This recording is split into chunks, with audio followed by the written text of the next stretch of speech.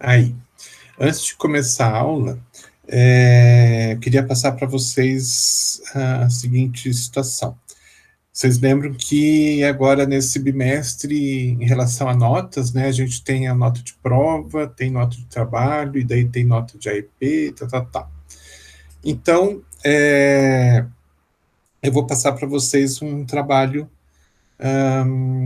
que vai valer, então, os 2 pontos. Se eu não me engano, são 2 pontos. A gente tem que olhar direitinho lá, mas que vai valer a pontuação de trabalho que a gente tem.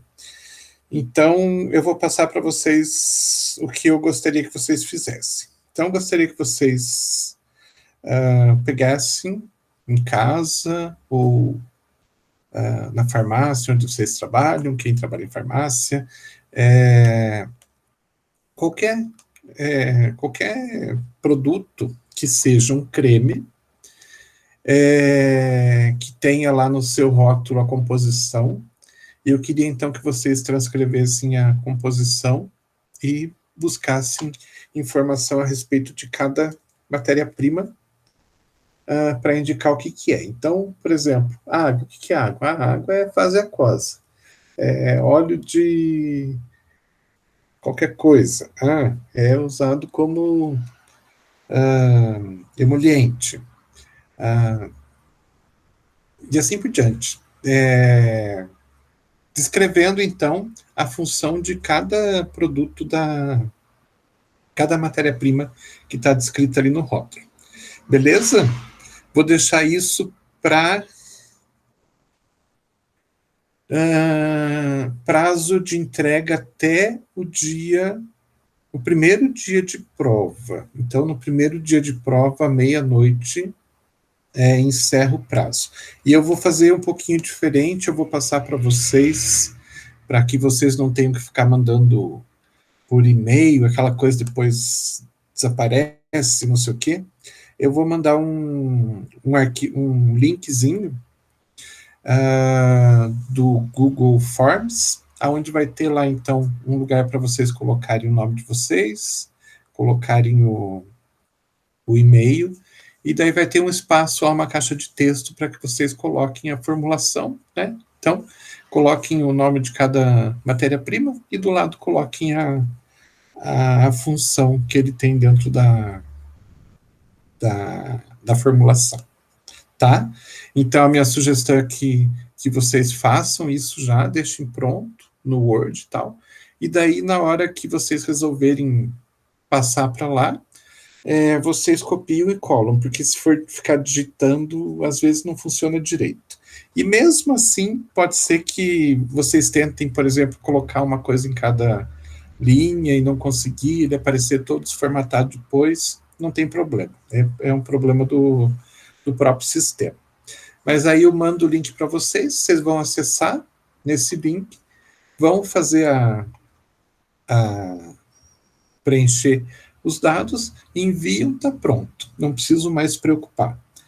Então, quem quiser já começar a fazer hoje, pegar em casa e já fazer, até amanhã eu mando o link para quem que é mesmo o representante? A Ana, professor.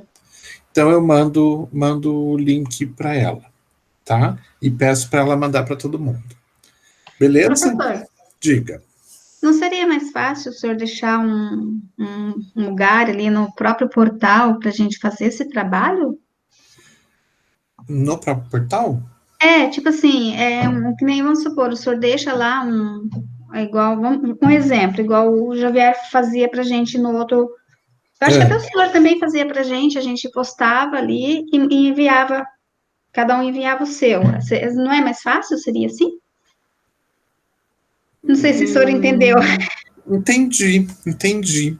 Mas você diz na própria página no dia, né? Isso, não, assim, por exemplo, o senhor eu deixa colocar ali. na aula de hoje. Isso. Então, o problema é que daí o que acontece? Por exemplo, se eu coloco na aula de hoje, aí ele vai ficar na aula de hoje. Daí vai ter gente que vai dizer, não estou encontrando porque eu não achei, não sei que dia que é, não sei como é que é. Se eu mandar esse link, vocês recebem esse link, e aí vocês têm ele, vocês preenchem, mandou, pronto, não precisa se preocupar. Ali não, ali vai ter gente que sabe como é que é, né? Vai ter gente que vai procurar, que não vai achar, que vai se desesperar. Então, eu achei que esse formato é muito mais tranquilo. E outra coisa, vocês recebem, assim que vocês postam, vocês recebem naquele e-mail que vocês mandaram, vocês recebem uma confirmação de que eu recebi. Aí não tem como eu dizer para vocês, tipo assim, eu não gosto da Júlia, então vou dizer que ela não mandou. Não, tá lá. Não, a gente recebe também, quando a gente faz a atividade, a gente recebe o e-mail, né? Mas eu acho melhor assim, porque eu já tive um pouquinho de problema com essa questão de, não acho, não sei onde que tá. E daí o pessoal fica desesperado. Não, tudo bem. E assim fica mais tranquilo. Beleza, tá? então. Tá bom. Ele não vai ficar bonito, porque ele vai provavelmente desformatar e vai ficar todo fora de formatação, vai ficar, mesmo que vocês tentem colocar linha por linha, mas eu acho mais seguro e mais tranquilo para vocês, tá? E até para eu conseguir montar é muito mais fácil do que fazer dentro do portal. Tranquilo? Tranquilo, professor. O professor poderia repetir lá, só para eu poder anotar aqui, professor, o trabalho, se for possível.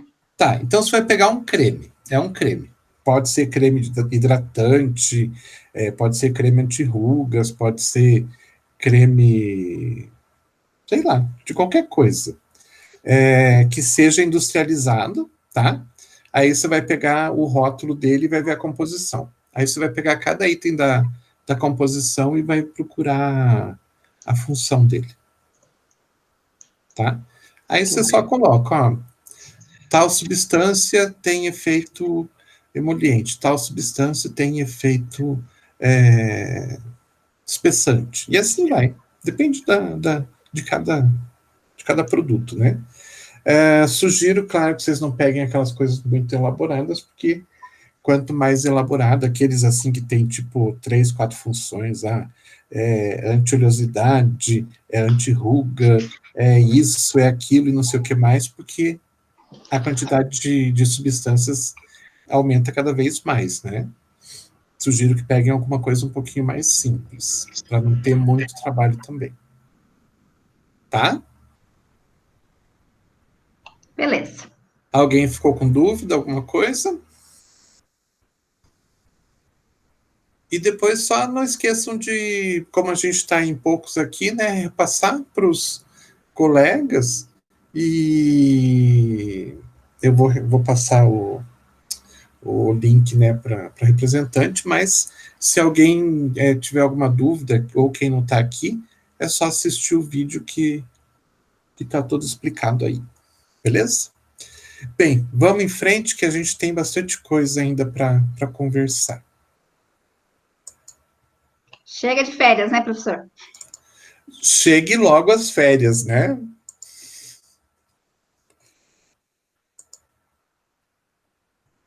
Vamos lá. Então, a gente começou o xarope a semana passada. Vou só recapitular daqui para a gente não pegar pela metade. Então, continuamos vendo formas farmacêuticas líquidas. Hoje, finalmente, a gente termina. Eu acho que eu escutei alguém entrando. Deixa eu só abrir para a pessoa. Sim. Pronto. Tá aparecendo para vocês a apresentação? Tá sim, professor. Tá, beleza. Então, vamos recapitular aqui, daí a gente já pega no embalo.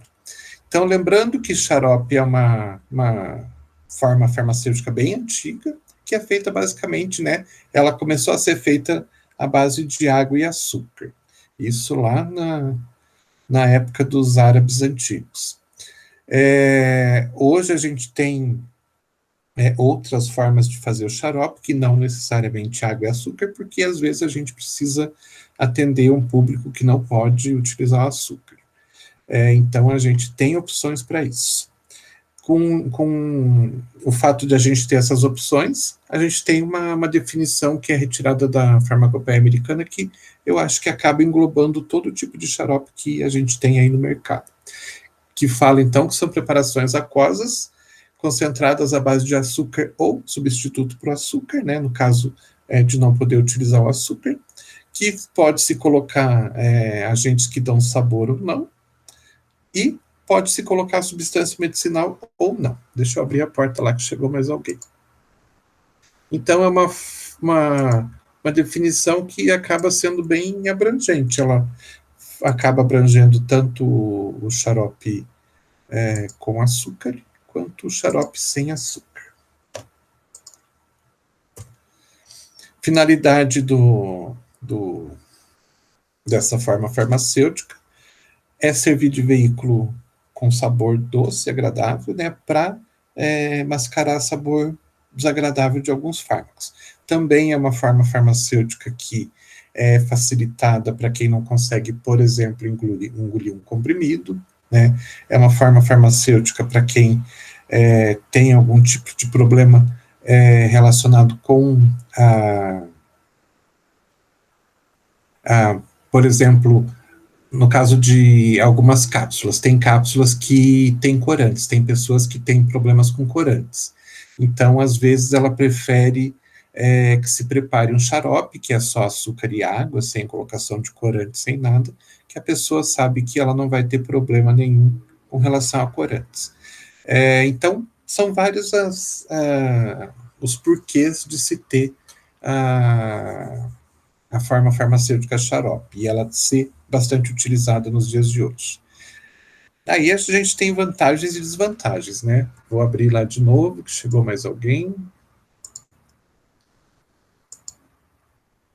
A gente já falou das vantagens e desvantagens, mas vamos dar mais uma olhadinha.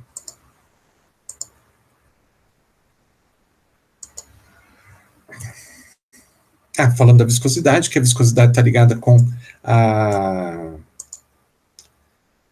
formação de pontes de hidrogênio entre o açúcar que está dissolvido ali na água e as próprias moléculas da água. Então, aquilo acaba fazendo com que elas se liguem umas nas outras, e essa ligação entre açúcar dissolvido e a água que está ali presente se apresenta para a gente, né, visivelmente, na forma de um líquido mais viscoso. Então, a viscosidade está ligada com essa formação de pontos de hidrogênio entre a água e o açúcar. Outra coisa que é bastante importante, que a gente tem uma concentração tão grande de açúcar nessa preparação, que nem é necessário a gente utilizar um agente conservante, porque os micro-organismos não conseguem sobreviver a essa concentração tão grande de açúcar. Eles acabam desidratando, porque a água que está dentro do micro-organismo, ela vai começar a passar para o meio para tentar ocorrer aquele equilíbrio osmótico, né? Então, isso faz com que os micro-organismos acabem por não sobreviver. Eles, na verdade, acabam sendo inibidos de se reproduzir, e o fato de eles não conseguirem se reproduzir faz com que não ocorra um crescimento de micro-organismos. Então, isso faz com que aquele que está ali não consegue se reproduzir, com o passar do tempo ele morra e não deixe descendentes. Mostrei para vocês uma fórmula base de xarope, que é a fórmula que está no formulário nacional, que é uma concentração, mostra que é uma concentração bastante grande de açúcar. Então, para 100 ml de xarope que a gente vai fazer, a gente utiliza 85 gramas de açúcar, é uma concentração bastante grande. Quando a gente voltar no semestre que vem, a gente puder ter aula prática e a gente puder repor essas aulas práticas, vocês vão ver bem como que é o processo. Tem uns segredos aí no meio que só na prática vocês vão conseguir perceber direitinho. Mas é uma concentração bastante grande. Vantagens, então, pelo fato de ser uma solução hipertônica, ela tem boa conservação, né? Não permite crescimento de micro-organismos. Pelo fato de ser água, como parte do veículo, a gente consegue adicionar fármacos hidrossolúveis e, né, o próprio açúcar que tem ali dentro já traz o sabor adocicado, que vai ajudar a esconder, às vezes, algum sabor mais desagradável. Como desvantagem, a gente tem que pacientes diabéticos não podem utilizar, né? A concentração de açúcar é muito grande e um paciente diabético que toma um xarope desse, ele pode ter um pico de hiperglicemia muito alto. Algumas características do xarope utilizados, então, como veículo, né? O xarope, normalmente, ele vai ter uma concentração de muito pouco álcool quando a gente utiliza algum extrato de planta na sua concentração, na sua composição. Então, eu vou ter lá uma concentração bem pequenininha de algum álcool, uma quantidade pequena de álcool que veio junto com quando eu adicionei o extrato, né? Porque extrato geralmente é feito com uma proporção, o líquido extrator é feito com uma proporção de água e uma proporção de álcool para que a gente consiga fazer o processo de extração. Então, pode ter um pouquinho de álcool. Ele é utilizado, né, para que a gente possa incorporar substâncias hidrossolúveis, ajuda na correção de sabor, e é bem aceito tanto por crianças quanto por idosos, que são os mais complicados para se administrar medicamento. Então, a criança, muitas vezes, ela não quer tomar nem pode, às vezes, dependendo do tamanho, tomar um comprimido, e o xarope acaba, pelo fato de ser doce, e a gente poder colocar também algum sabor, a criança acaba aceitando melhor. Bom, preparo. A gente tem duas formas de preparo. Uma forma que a gente chama de uma forma a frio e uma forma que a gente chama a quente. Por quê? Porque uma delas não vai aquecimento e a outra vai aquecimento. A preparação a frio, então, é uma forma mais demorada de se fazer. Eu vou adicionar água e açúcar e vou ficar agitando essa solução de água e açúcar, e com o passar do tempo, as pontes de hidrogênio começam a se formar. Então, com o passar do tempo, o meu xarope vai começar a tomar uma consistência, então ele vai ficar mais viscoso, mas demora mais tempo do que o tempo que a gente leva para fazer ele a quente. O que vai ter de diferença do xarope a quente? No xarope a frio, deixa eu abrir a porta lá. No xarope a frio, não vai ter problema de hidrólise do açúcar, então o açúcar não hidrolisa, não escurece, e então ele não dá cor para a solução final. Então o meu xarope vai ficar incolor e transparente. Porém, o que acontece? Se eu não aqueço, eu posso ter micro-organismos ali que vêm com açúcar, né? E esses micro-organismos, eles não vão crescer, mas eles vão ficar vivos ali dentro, né? Eles não vão crescer porque a solução é hipertônica, mas eles vão ficar vivos. Desculpem. E a gente pode encontrar, então, algum crescimento de algumas bactérias, algum aparecimento de algumas bactérias, de alguns fungos, alguma coisa assim do gênero. Quando a gente faz a quente, o fato de a gente aquecer a 80 graus por 10 minutos, a gente acaba matando também esses micro-organismos que poderiam ter vindo junto com o açúcar. Então, tem essa diferença também. O xarope é frio, então, pelo fato de não aquecer, ele fica transparente. O xarope é quente, ocorre hidrólise do açúcar, ele fica uma cor mais amarelada. Então, ele começa o processo de caramelização. O xarope é frio, por não passar pelo processo de aquecimento, pode ter micro-organismos vivos que vieram junto com o açúcar. O xarope é quente, não vai ter esse problema. Os dois não vai ter problema de crescimento, porque os dois vão ter uma concentração bastante grande de açúcar. Mas um pode ter, né, o micro-organismo vivo presente e o outro não vai ter. Que mais que a gente pode falar em relação a preparação a quente? A preparação a quente, ela tem que ser feita rapidamente, não, tem que ser feita de uma forma bastante exata. Então, você tem que aquecer a 80 graus por 10 minutos. São 10 minutos, não é 9 minutos e 50, não é 10 minutos e 30. Se eu não fizer, não chegar aos 10 minutos corretamente, eu vou ter um xarope menos viscoso. Se eu passar dos 10 minutos, eu posso ter um xarope mais viscoso. Eu posso ter até problemas com a formação de açúcar invertido, que pode trazer um sabor desagradável para o meu xarope. Então, eu tenho que ser bastante preciso na temperatura e no tempo. Adjuvantes que são utilizados, então, para fazer essa forma farmacêutica. Além da sacarose e da água, né, que são os principais, a gente pode utilizar conservantes, se achar necessário, flavorizantes, corantes, posso colocar uma cor, posso colocar um sabor, posso.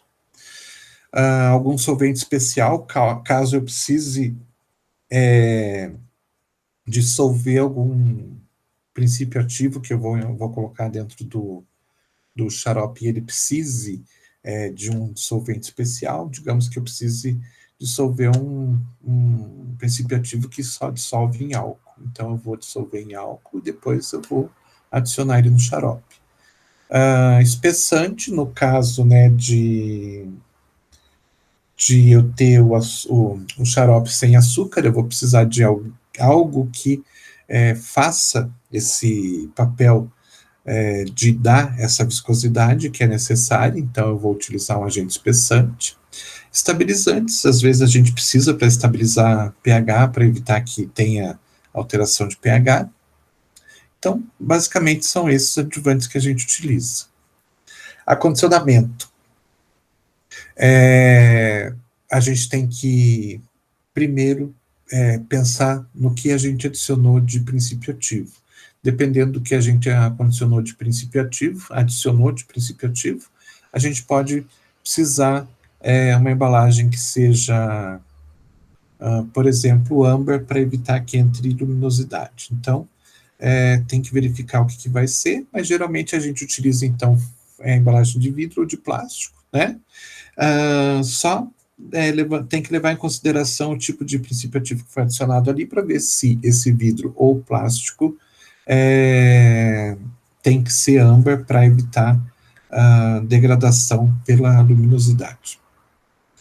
Então, alterações físico-químicas que a gente pode ver estão ligadas com calor excessivo pode trazer problemas. Que problemas? Geralmente estão ligados com a precipitação de açúcar. Quando o produto não é bem feito e a gente tem aquecimento pelo local onde o produto fica, ou mesmo até a exposição à luz solar, acontece de começar a precipitar açúcar. Então, vocês já devem ter visto alguma vez algum xarope que tem um depósito de cristais de açúcar no fundo, porque provavelmente aconteceu alguma coisa, ou o xarope não foi bem feito, ou não se respeitou os 80 graus, ou não se respeitou os 10 minutos, e ele deve ter ficado, então, em contato com calor, ou algo que possa ter feito a a precipitação desse açúcar. A alteração microbiológica pode acontecer? Pode. É difícil, mas pode, né? A concentração de açúcar é muito grande para a gente ter crescimento de micro-organismo, mas a gente sabe que, né, toda regra tem sua exceção, e a gente tem também o xarope que é feito à base sem açúcar, né, que é feito à base de um agente espessante. Esse, então, a gente tem que tomar bastante cuidado, porque esse não existe nenhuma proteção contra o crescimento de micro-organismos. Então, a gente tem que adicionar alguma substância que iniba o crescimento de micro-organismos. Se não for feito o ajuste correto do agente antimicrobiano adicionado, pode ter crescimento de micro-organismos. Conservante microbiológico que a gente utiliza com mais frequência nesses casos é o conservante chamado de Nipagin, que é um conservante que ele é muito bom para produtos que têm água na sua formulação. Professor. Oi. Não está mostrando a apresentação. Capaz, e vocês não me falaram? Engraçado, está acontecendo isso meio direto. Não sei o que está acontecendo com esse sistema. Deixa eu fechar aqui. Ele parou de apresentar. Estranho.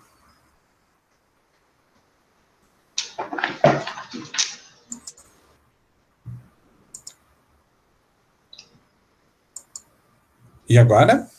Agora sim. Beleza. Então, aqui só para vocês terem uma ideia de uma fórmula de uma base de xarope dietético. Então, a gente não tem açúcar, né? Não pode pôr açúcar, então a gente vai colocar alguma substância que ajuda a dar a viscosidade que é necessária para que a gente chame aquela forma farmacêutica de xarope, ela tem que ter uma certa viscosidade. Ao mesmo tempo, as pessoas querem que tenha um sabor adocicado, então elas não vão considerar como sendo um xarope se não tiver esse sabor adocicado. Então, o que a gente faz? A gente pega carboximetilcelulose, que é um agente espessante, ele em presença de água, ele começa a inchar, a gente vai ver isso mais tarde, quando a gente for falar de géis. Então, ele começa a inchar e formar uma rede de... Como é que eu posso explicar para vocês? Uma rede de filamentos, onde no meio desses filamentos forma como se fosse uma rede mesmo. Então, no meio desses filamentos começa-se a reter água. Isso se mostra para a gente na forma, então, de um líquido que espessa. Então, essa água fica mais espessa porque ocorre essa formação dessa rede de filamentos. Então, o carboximetilcelulose tem essa característica. Então, eu adicionei ele na água, passei por um processo de aquecimento, ele vai, entre aspas, tá? Bem entre aspas, que a gente não usa essa palavra, mas só para vocês entenderem, ele vai engrossar aquele líquido. Mais ou menos como acontece quando vocês fazem um mingau, mais ou menos como acontece quando vocês fazem uma gelatina. Então, basicamente é o mesmo processo. Aí, tá, então já tenho aqui a substância que dá a viscosidade que eu quero. E o sabor doce? Não tenho. Então, vou fazer a adição de substâncias que vão simular o sabor doce. Então, geralmente a gente coloca uma mistura de adoçantes para que a gente não tenha só aquela, por exemplo, a sacarina dá um sabor amargo, né? Então, é um sabor residual. Então, quando a gente mistura a sacarina e o ciclamato, por exemplo, o sabor amargo residual ele fica menos evidente. Então, geralmente a gente faz uma mistura de diferentes adoçantes. E a gente não tem, então, aquela concentração super grande de de açúcar.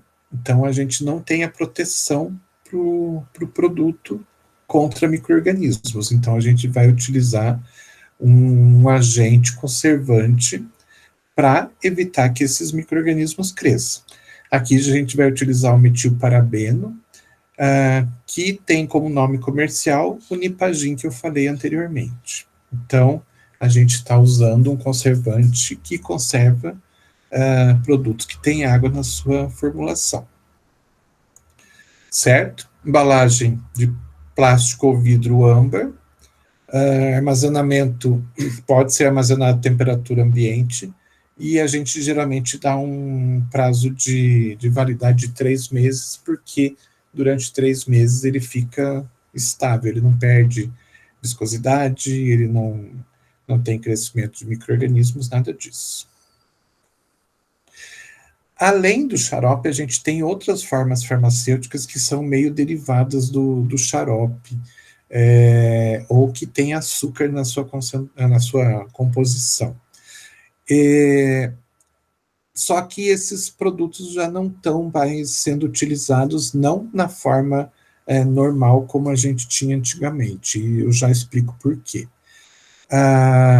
Mas a gente tinha uma preparação chamada de elixir. Quem é um pouquinho mais velho pode até lembrar de alguns elixires que tinham no mercado, que seria uma preparação que teria um sabor adocicado, poderia ter, então, sabor doce, e às vezes um sabor adicionado ali para dar uma diferença, então sabor de uma fruta, sabor de alguma coisa. E que tinha na sua composição uma quantidade meio grande de álcool, que variava de 20% a 50%. Então, os elixires basicamente eram uma mistura de água e álcool, mistura hidroalcoólica, adoçada, né, e com algum sabor. Quase, né, se a gente trocasse sabor artificial por uma fruta, alguma coisa, praticamente a gente tinha um licor, né, mas, na verdade, seria uma substância licorosa com algum princípio ativo adicionado. Então, não uma bebida alcoólica, mas um medicamento bastante alcoólico. Esses elixires, eles foram proibidos de existir nessa forma, nessa concentração tão grande de álcool. Por quê? Porque surgiu uma lei que proibiu a utilização de álcool em medicamentos. Depois essa lei teve que ser alterada, já conto para vocês lá na frente. Os elixires, além dessa quantidade grande de álcool, essa quantidade razoável de açúcar para deixar ele com sabor adocicado e tudo mais, poderia-se ter outras substâncias, outros solventes que poderiam ajudar, muitas vezes, na dissolução dos princípios ativos. Tomando cuidado, né, que não é qualquer solvente que a gente pode utilizar para ingestão oral. Então, substâncias que poderiam ser ingeridas. Vantagem dos elixires: permite dissolução tanto de princípios ativos hidrossolúveis quanto solúveis em álcool. Então, é diferente do xarope, que eu tinha uma possibilidade de dissolver princípios ativos que fossem solúveis em água, ou eu conseguia dissolver princípios ativos que eram solúveis em álcool, numa pequena quantidade de álcool, conseguia dissolver numa pequena quantidade de álcool e acrescentar no xarope. Aqui no elixir eu tenho o quê? Praticamente meio a meio, metade água, metade álcool. Então, os princípios ativos que são solúveis em água se dissolvem bem, e os princípios ativos que são solúveis em álcool se dissolvem bem também. Então, isso é bastante vantajoso quando a gente pensa no número de princípios ativos diferentes que poderiam ser utilizados. E como desvantagem, né, contraindicado para crianças e adultos com algum tipo de condição que não pudesse se utilizar do álcool, pela grande concentração. Aí veio uma legislação, em 2001, que proibiu totalmente a utilização de álcool em qualquer tipo de medicamento, principalmente aquelas formulações tão comuns que a gente passou uma vida inteira vendo e utilizando muitas vezes, né, como aqueles estimulantes de apetite, aqueles complementos de ferro e fósforo, como biotônico, Sadol, tinha mais alguns que eu nem me lembro mais o nome, mas tinha uma gama bastante grande. Aí, isso, em 19 de abril de 2001, surgiu uma resolução que proibia totalmente, tipo 0% de álcool. Não só nesses, né, mas qualquer formulação que tivesse álcool ficava proibida de ser produzida ou manipulada. Aí o que aconteceu? A indústria começou a reclamar, porque tem certos princípios ativos, certas substâncias, certos minerais, que só conseguem ser incorporados numa formulação se eles forem dissolvidos em álcool, porque a característica deles é uma característica de dissolução em álcool, e que não dissolvem diretamente na água. Então, a indústria farmacêutica começou a reclamar muito, porque estava inviabilizando muita formulação.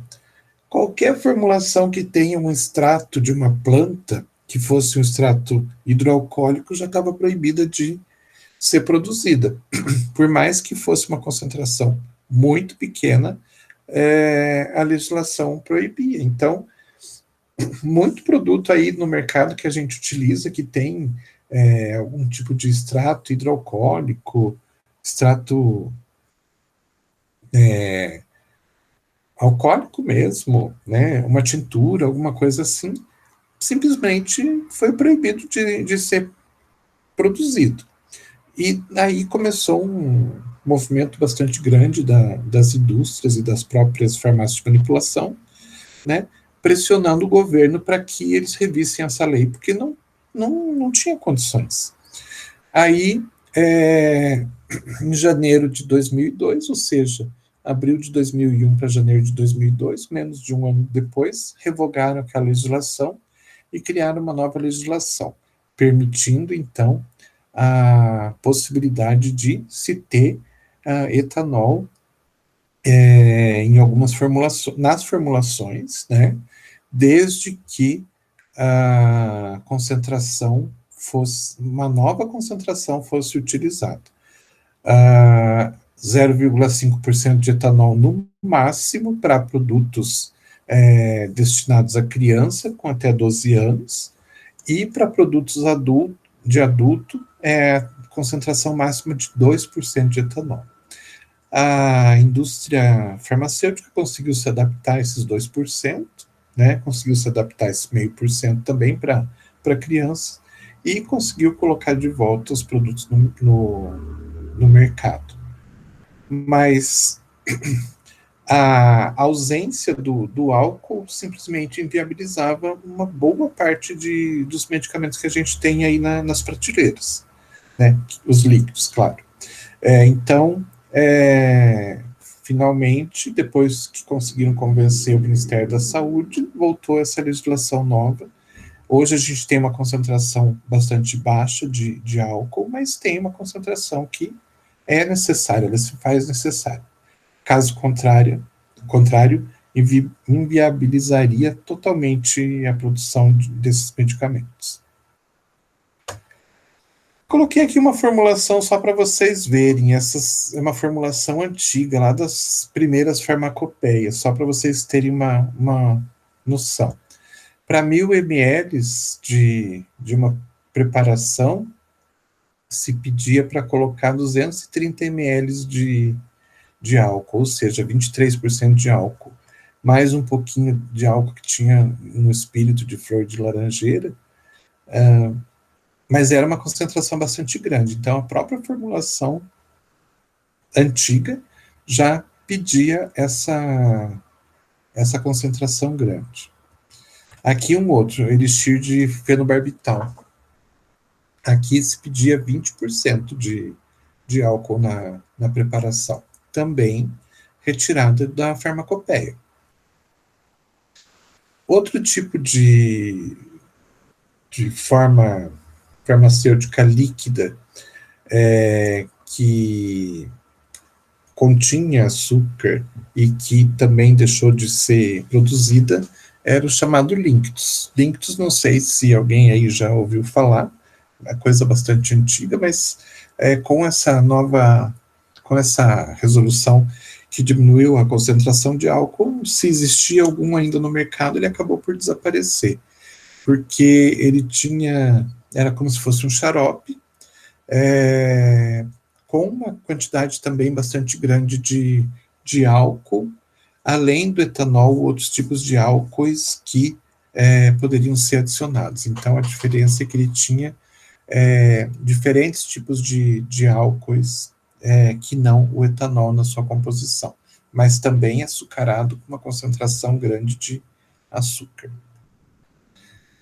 E, finalmente, a gente vai para as últimas partes das formas farmacêuticas líquidas. Deixamos as soluções para trás, então tudo que a gente viu até agora a gente considera como solução, aonde o princípio ativo está dissolvido no líquido, né, no solvente. Aqui a gente vai se deparar com uma outra situação, que é quando o princípio ativo não consegue se dissolver no solvente. O que acontece? A gente tem alguns princípios ativos que, né, eles têm lá suas características e que a gente não consegue dissolver eles nos solventes que a gente pode usar dentro do nosso organismo. Água, soro fisiológico, depende, né? Xarope, óleos, né? Não tem, o princípio ativo não se dissolve nenhum desses solventes que a gente pode utilizar como medicamento. E aí o que acontece? É preciso produzir o medicamento, não temos um solvente onde a gente consiga incorporar esse medicamento. O que a gente vai fazer? Tem que fazer na forma líquida? Então vamos fazer o que a gente chama de suspensão. Então, não sei se aparece bem para vocês aqui, mas esses dois frascos que a gente tem um líquido aqui e na parte de baixo, depositado no fundo, a gente tem um sólido. Vocês conseguem ver bem isso?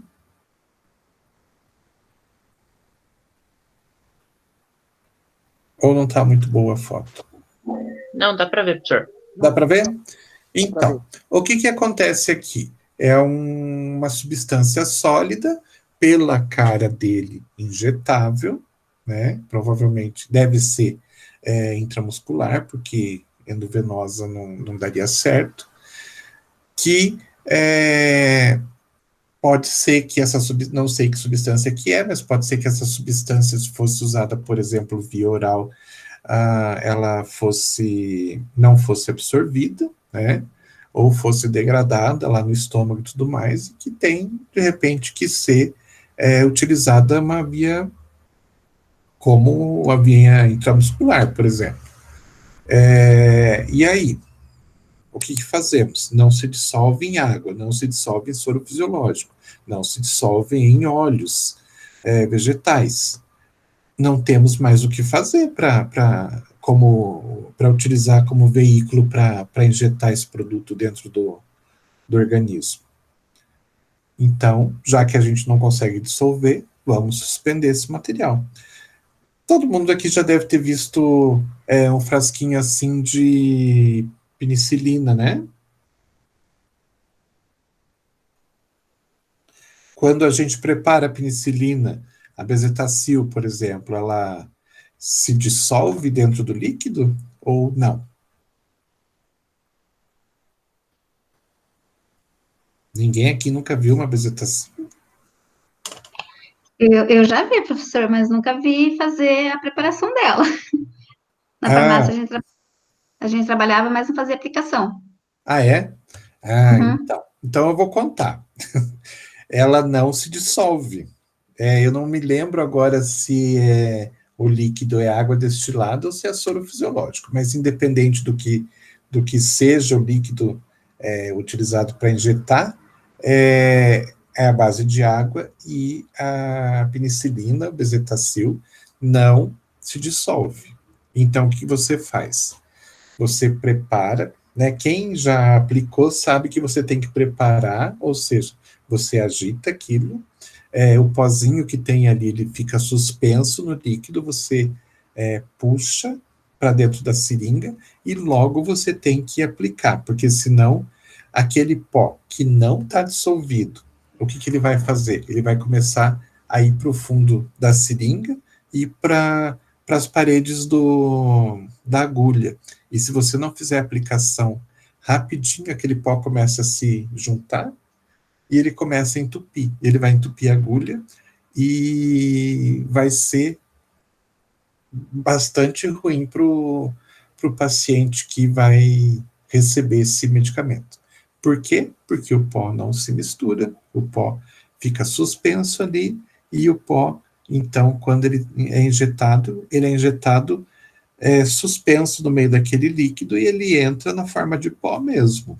Então, é diferente de um injetável que o pozinho, né, o princípio ativo, se mistura no líquido, né, e quando você injeta, você não sente a presença desse princípio ativo. Quando a pessoa injeta, quando é injetado dentro do organismo dela, dentro do músculo dela, a bezetacil, por exemplo, como o pó não se dissolveu, ele entra na forma de pó. E ele se você olhar no microscópio, ele tem uma forma de cristal. E um daqueles cristais, assim, cheio de pontinhas. Então, quando você injeta dentro do músculo da pessoa, o que acontece? Aquele pozinho, né, na forma de cristal, entra com uma grande velocidade, porque você aperta com uma certa velocidade o êmbolo da seringa. Aí o que acontece? Aquele pozinho, ele vai entrando e vai rasgando, entre aspas, claro, mas ele vai machucando as fibras musculares, porque ele é cheio de cristalzinhos. Isso que justifica a dor que as pessoas sentem quando elas utilizam a bezetacil. E depois ela acaba se depositando numa determinada parte do músculo, na forma de pó. Ela vai, aos pouquinhos, claro, ela vai sendo absorvida, ela vai sendo dissolvida dentro do organismo e vai sendo, então, vai para a circulação e tudo mais, mas enquanto ela está ali, aquele pó começa a se juntar, as partículas uma com a outra, né? E quando a pessoa se mexe, ela acaba mexendo cada um daqueles cristais, e aqueles cristais acabam machucando, por isso que é dolorida na hora da injeção, e por isso que ela fica dolorida depois. Mas aqui é um caso à parte, quando a gente não tem possibilidade nenhuma de dissolver, né? Não se tem uma opção para se dissolver o produto, a gente faz ele na forma de suspensão. Hidróxido de alumínio, por exemplo.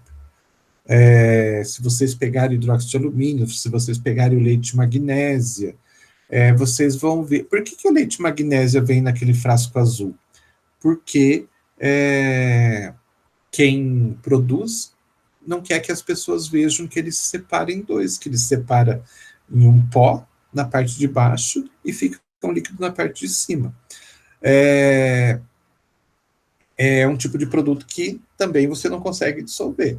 Então, por isso que se pede para agitar quando for ser utilizado, para que você suspenda aquele pó no líquido, para que quando você colocar numa colher ou num copinho para fazer a dose, venha tanto uma parte do pó quanto uma parte do líquido, não venha só o líquido, porque o pó ficou todo lá no fundo. Então, por isso a gente tem que agitar e suspender.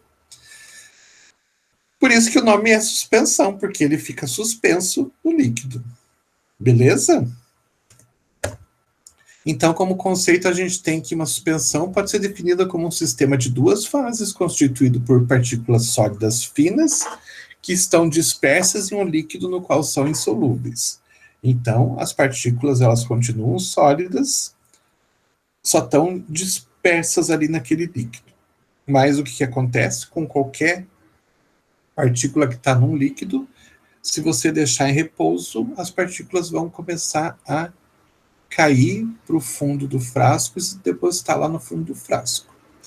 Por isso que a gente diz que são duas fases, uma fase sólida e uma fase líquida.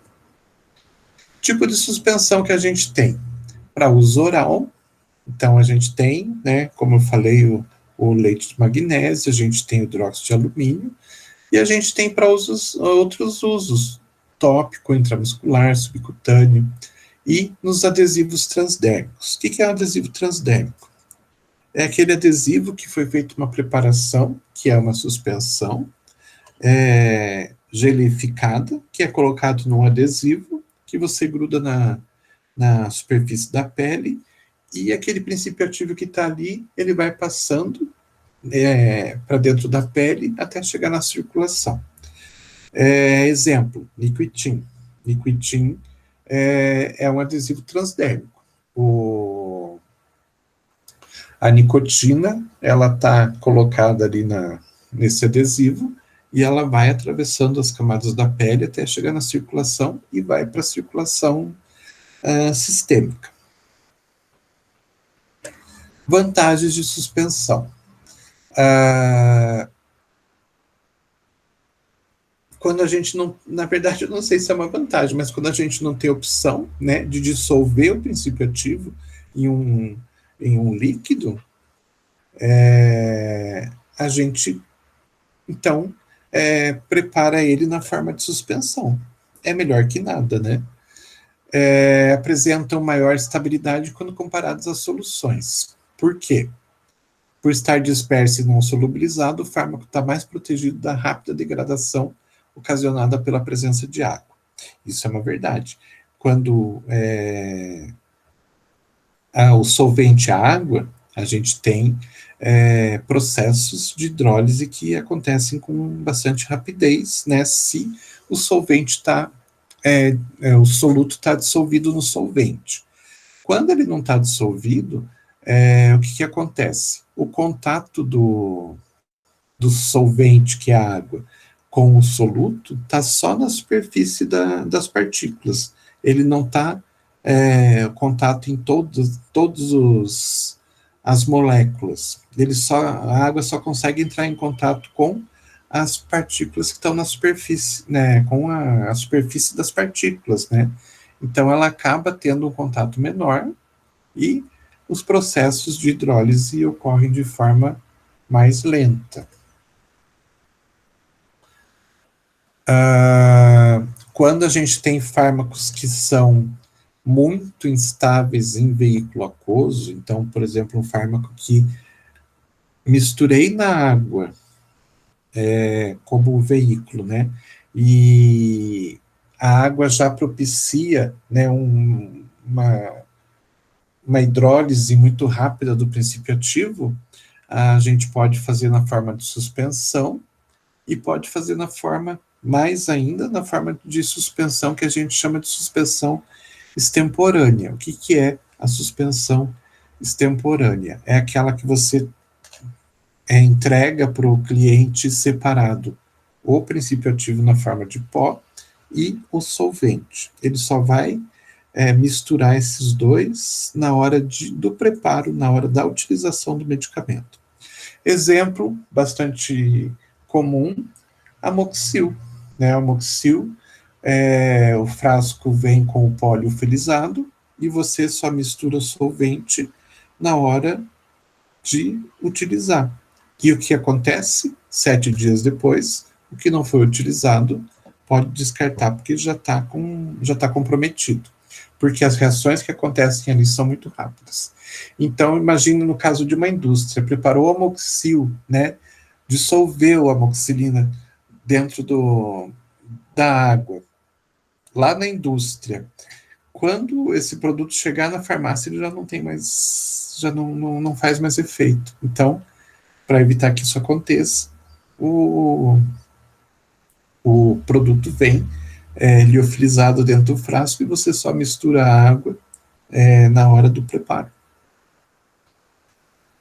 E tem também o caso de fármacos, né, que se degradam muito facilmente, que não se dissolvem na água e não se dissolvem no óleo, em substâncias oleosas. Você pode suspender ele num óleo, ao invés de suspender na água, porque os processos de hidrólise não vão acontecer. Se a substância ela é suscetível à hidrólise, ela tem que estar em contato com a água para que isso aconteça. Se eu coloco ela em contato com o óleo, não tem água ali, ela não hidrolisa. Então, ela fica protegida por mais tempo. Desvantagens que a gente tem é o caso de fármacos potentes que são insolúveis e que são empregados em quantidades muito pequenas. Tanto que, antigamente, a gente tinha suspensão de digoxina e ela foi terminantemente proibida. Não se pode mais fazer suspensão de digoxina nem industrial, nem manipulada. Por quê? O que acontecia muitas vezes? A pessoa comprava digoxina, né, a suspensão, recomendação de agitar.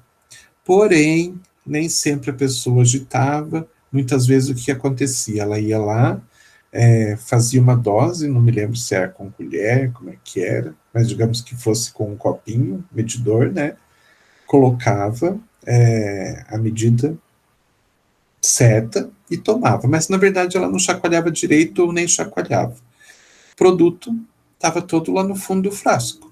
Então o que acontecia? Se chacoalhasse um pouquinho só, uma parte se suspendia, outra parte não suspendia. Na verdade, a pessoa estava tomando subdoses, né? Acontece que chegava um determinado momento que tinha lá uma dose só no frasco, aí a pessoa agitava e conseguia suspender todo aquele produto que estava preso lá no fundo do frasco. Colocava no copinho e tomava. E aquilo podia levar a pessoa à morte, porque daí ela estava tomando toda a quantidade de princípio ativo, que era para ter sido dividida em várias doses, ela estava tomando de uma vez só. E para evitar, então, que isso acontecesse, como aconteceu algumas vezes, suspensão de fármaco potente insolúvel foi proibido no país. Falando um pouquinho de suspensão, né? Suspensão, ela não é simplesmente você adicionar um líquido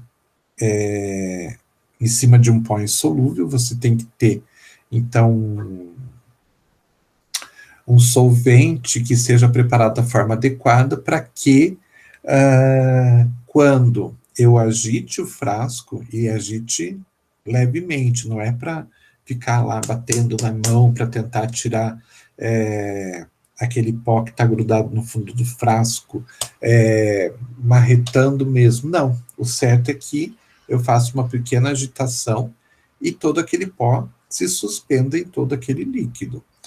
E o ideal, então, é que, né, um bom medicamento na forma de suspensão, essa substância fique suspensa facilmente quando agitado e que ela fique suspensa o tempo suficiente para que eu consiga preparar uma dose. Porque não adianta nada, de repente, eu colocar um monte de areia dentro de um frasquinho de vidro, colocar água e agitar. Quando eu parei de agitar, aquele pó já está todo no fundo de novo. Ele não ficou suspenso um tempo para eu conseguir preparar uma dose certa, porque já foi direto lá para o fundo, muito pesado.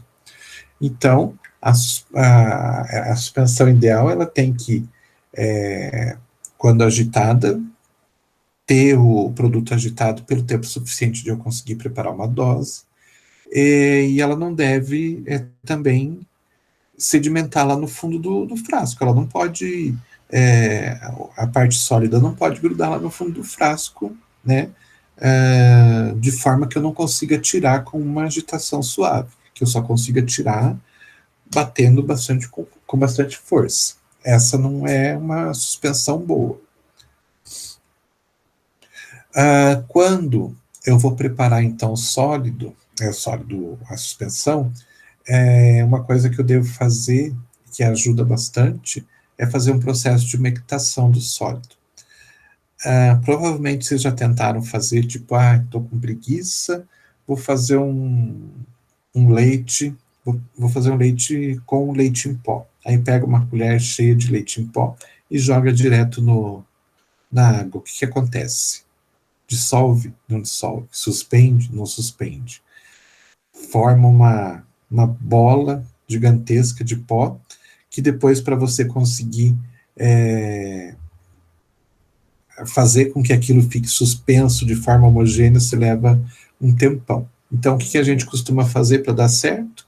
Coloca, então, o pó, o leite em pó, no fundo do frasco, que você vai, seja lá um copo, uma xícara, o que seja, coloca um pouco de água, molha, depois que todo o pó está molhado, aí sim você acaba colocando mais líquido para suspender tudo aquilo. É muito mais fácil de fazer isso, né? Então, esse processo a gente utiliza também na farmácia de manipulação. A gente sempre molha, né, faz a umectação do pó, do sólido, para que a gente consiga suspender facilmente depois. Quando a gente tem uma partícula sólida, então, num solvente onde ela não é solúvel, a gente pode ter alguns problemas. E os problemas que a gente tem são 3. Um deles é chamado de sedimentação, outro é chamado de caking e outro é chamado de floculação. Vamos falar de cada um deles. Sedimentação é quando a partícula se deposita lá no fundo do frasco e gruda lá no fundo do frasco, que você não consegue retirar com facilidade, só com batendo mesmo, com muita agitação e tudo mais. Tem alguma coisa errada aí. O que é? Geralmente está ligado com o tamanho da partícula.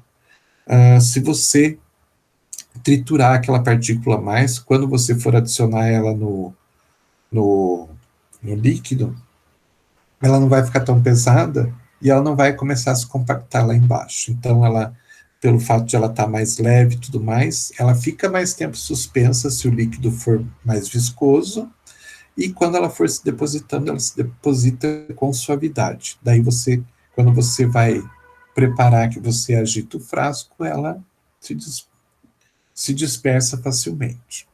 Então, sedimentação é quando você tem aquele problema de realmente o pó grudar lá no fundo do frasco.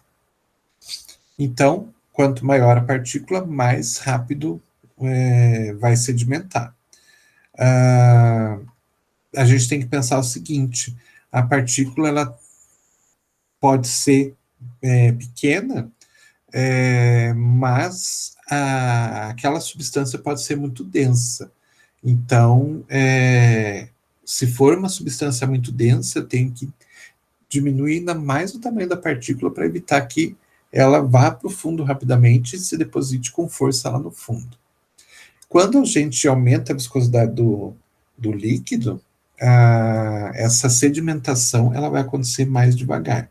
Então, imaginem assim: se vocês pegam uma pedra e jogam dentro de um copo de água, uma pedra pequena, né? Ela vai diretamente para o fundo, né? Ela não vai descendo devagarinho. Ela não tem resistência. Simplesmente ela vai descendo de uma vez só e vai lá para o fundo do frasco. Se vocês pegam essa mesma pedra e jogam ela num copo cheio de gelatina, o que vai acontecer? Ela não vai nem descer. Por quê? Porque a água que estava ali, que você colocou gelatina, deu uma viscosidade tão grande para o meio que o meio ficou semissólido, né? Então, assim, quanto mais viscoso o líquido que a gente tiver, mais tempo o pó permanece suspenso, porque ele vai ter mais resistência para descer para o fundo do frasco. Ele vai descer? Vai. Todo o pó vai descer. Mas ele vai demorar mais tempo. Então, eu tenho mais tempo para preparar aquele produto, né? Então, eu agito, eu sei que o pó não vai descer todo de uma vez só, então eu tenho a tranquilidade de preparar uma dose, seja lá no copinho, seja na colher, com segurança, porque eu sei que o princípio ativo ainda está disperso ali, sem ter ido todo para o fundo do frasco. Outro problema que acontece é o que a gente chama de caking, que é, então, não quando ele sedimenta, mas quando ele gruda, que não tem o que você faça para tirar. Quando o produto sedimenta lá no fundo e você agita, ele ressuspende. Quando ele gruda um pouco e você faz um pouquinho mais de força, ele ressuspende. Caking é quando o produto vai para o fundo, ele gruda e você não consegue tirar de jeito nenhum. Você pode agitar, você pode bater, você pode fazer o que você quiser, que vai ficar uma quantidade de pó grudado lá no fundo. Então, para evitar que isso aconteça, a gente coloca substâncias que são chamadas de floculantes, que são substâncias que não permitem que ocorra esse processo das partículas se grudarem no frasco. Então, são substâncias que têm essa característica de não dar essa permissão de grudar no frasco com essa força toda. E a floculação é ao contrário, quando o pó está tão fino ou o solvente está tão viscoso que o pó, ao invés de ir para o... ou ficar suspenso ou ir para o fundo, ele sobe para a superfície. Então, também é uma situação que a gente não quer. Então, a gente quer que ocorra um processo intermediário, nem que o pó fique na superfície boiando, nem que o pó fique sedimentado com muita força lá no fundo. Então, tem que analisar tamanho de partícula, com viscosidade do líquido, às vezes, se for necessário, adicionar algum agente floculante para que a gente tenha um meio termo bom.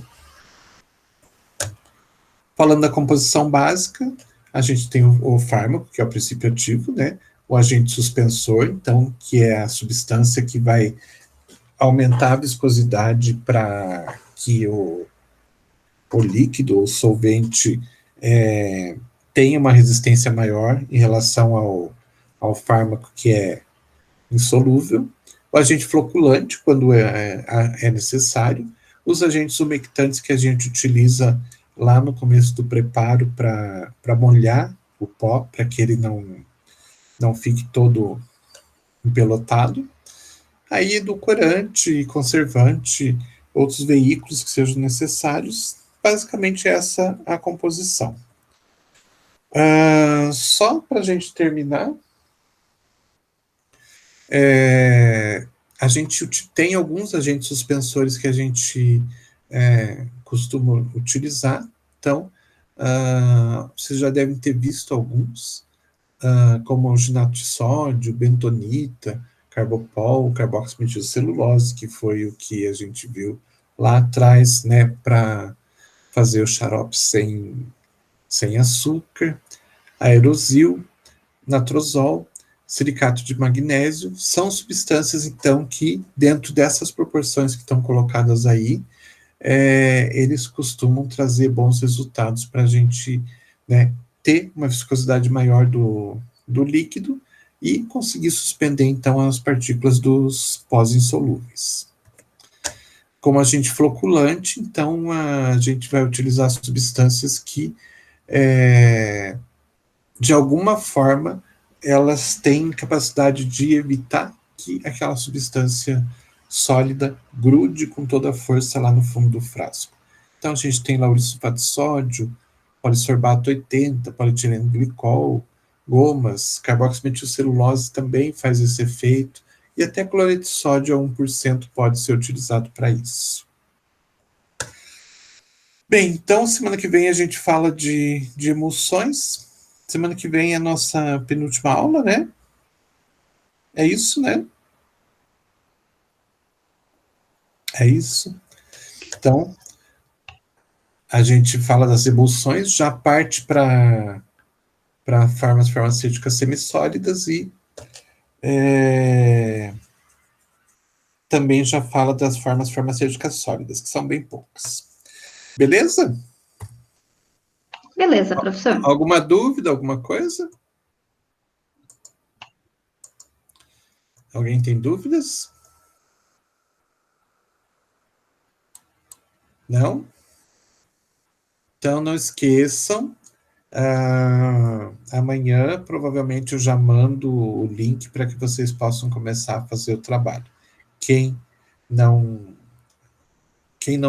estava aí no começo, só para saber, eu já passei o trabalho, aquele trabalho que vale nota complementar à prova, então peço que vejam depois o comecinho ou ouçam pelo menos o comecinho dessa aula, que daí ali está explicado o que vocês vão precisar fazer, tá? Fala de data, tudo certinho para entrega e tudo mais. Beleza? Então, uma boa noite para vocês, uma boa semana. Boa noite, professor. E Boa até noite, semana que professor. vem. Obrigada, igualmente. Nada. Tchau, Boa tchau. noite. Tchau.